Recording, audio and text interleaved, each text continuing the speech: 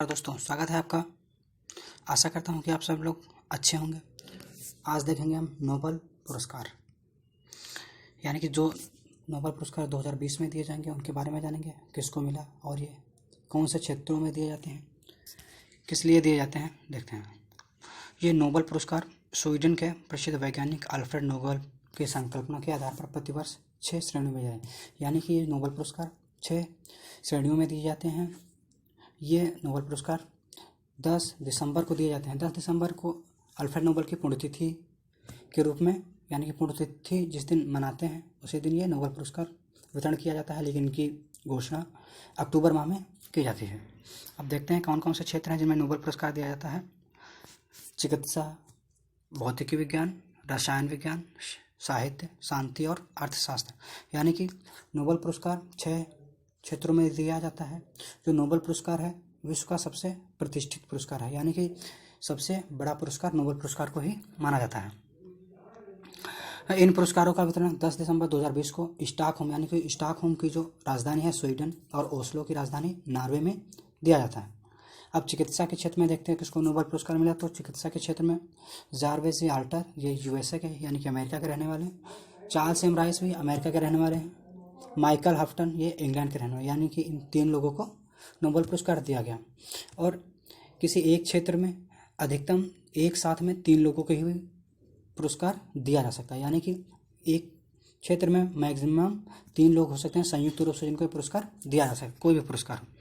अब इनका देखते हैं किस चीज़ के लिए इनको पुरस्कार दिया गया। तो हेपेटाइटिस सी वायरस की खोज के लिए हेपेटाइटिस संक्रमण के प्रमुख स्रोत की व्याख्या करने में मदद मिली है, यानी कि इन्होंने जो वायरस खोजा है वो हेपेटाइटिस सी है, जिससे क्या होगा, हेपेटाइटिस संक्रमण के प्रमुख जो स्रोत हैं, यानी कि किस प्रकार से ये जन्मा, उसकी व्याख्या करने में मदद मिलेगी, इसके लिए इनको दिया गया। अब नोबेल पुरस्कार में स्वर्ण पदक और 1 करोड़ स्वीडिश क्रोनर, लगभग 8.19 करोड़, अगर भारतीय रुपये में बात की जाए तो इतना पुरस्कार राशि दी जाती है। भौतिकी क्षेत्र में नोबेल पुरस्कार रोजर पेनरोसे जो ब्रिटिश के रहने वाले हैं, रेनहार्ड गेंजेल जो जर्मन के रहने वाले हैं, एंड्रिया घेस यानी कि एंड्रिया घेस यूएसए की, इनको 3 लोगों को पुरस्कार दिया गया। अब ये पुरस्कार ब्लैक होल व आकाशगंगा से जुड़ी खोज के लिए दिया गया है। तो देखते हैं रोजर पेनरोसे को ब्लैक होल की खोज के लिए और रेनहार्ड व एंड्रिया घेस के अनुसार सुपर मैसिव कॉम्पैक्ट ऑब्जेक्ट को खोजने के। आप देखते हैं सुपर मैसिव कॉम्पैक्ट ऑब्जेक्ट क्या होते हैं, तारकीय अवशेषों, श्वेत वामन तारों, न्यूट्रॉन तारों और ब्लैक होल को, यानी कि इनको संयुक्त रूप से या सम्मिलित रूप से कॉम्पैक्ट ऑब्जेक्ट कहा जाता है। फिर देते हैं रसायन क्षेत्र में। रसायन का नोबेल पुरस्कार एमैनुअल शार्पेंजर जो फ्रांस के हैं, जेनिफर डाउडना ये अमेरिका के रहने वाले हैं। ये दोनों महिलाएं हैं, इनको रसायन क्षेत्र में नोबेल मिला है। इनका जो क्षेत्र है जीनोम एडिटिंग की पद्धति के विकास के लिए, यानी इन्होंने जीनोम एडिटिंग की पद्धति का विकास किया, इसके लिए इन्होंने नोबेल पुरस्कार दिया गया। और अब तक की 5 महिलाओं को रसायन का नोबेल पुरस्कार मिला गया है, यानी कि अब तक जब से नोबेल पुरस्कार शुरू हुए हैं 1901 से अब तक 5 ही महिलाएं ऐसी हैं जिनको नोबेल पुरस्कार मिला है रसायन के क्षेत्र में। और एकमात्र महिला मैरी क्यूरी को भौतिक और रसायन, यानी कि दोनों लोगों को पुरस्कार मिला। अभी तक केवल 4 लोग ऐसे हुए हैं जिनको 2 क्षेत्रों में, यानी कि 2 बार नोबेल पुरस्कार मिला है। साहित्य का नोबेल पुरस्कार कवयित्री लुइस गक, यानी कि लुइस ग्लक, ये कहाँ के रहने वाली हैं, अमेरिका के हैं, इनको मिला है। लुइस ग्लक 1943 में इनका जन्म न्यूयॉर्क में हुआ था। ये येल यूनिवर्सिटी में अंग्रेजी के प्रोफेसर हैं, यानी कि ये अंग्रेजी के प्रोफेसर हैं येल यूनिवर्सिटी में।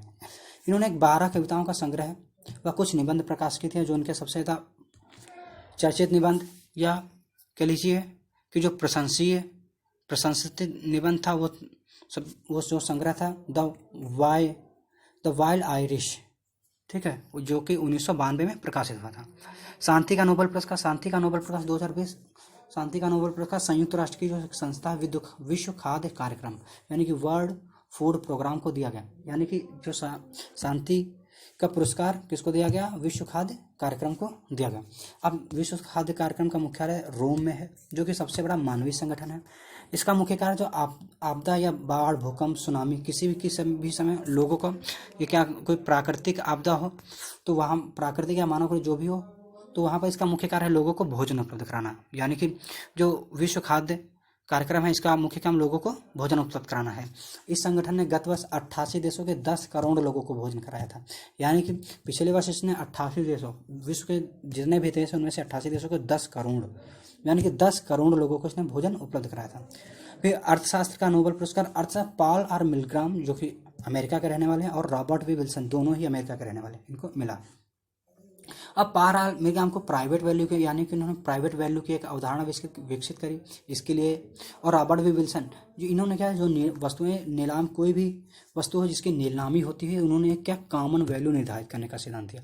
इसके लिए इन्होंने इन दोनों लोगों को अर्थशास्त्र का नोबेल दिया गया। यानी कि अगर बात की जाए तो उन्होंने इन दोनों की वजह नीलामी का सिद्धांत, ठीक है, नीलामी के सिद्धांत के लिए इनको नोबेल पुरस्कार मिला। आशा करता हूँ कि आपके समझ में आया होगा। Thank you.